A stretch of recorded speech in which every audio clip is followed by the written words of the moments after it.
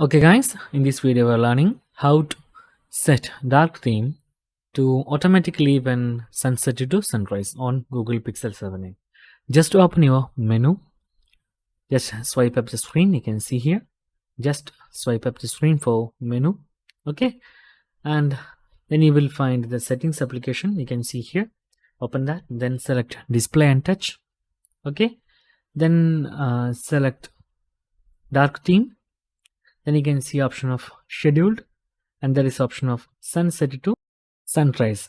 If you turn on this one, then it will be activate on night time and it will be turn off at morning. So it is very useful whenever you are looking the mobile phones at night. It will be reduce the blue rays from your mobile phones. So that's guys one of the most useful accessibility settings on Google Pixel 7a. So that's guys very simple tutorial, and if you need any kind of Android or iPhone tutorial, just comment below. I will post my replays as video so you can easily watch and understand it.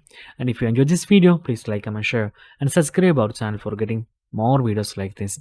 Thank you so much for watching. Have a nice day. Bye bye.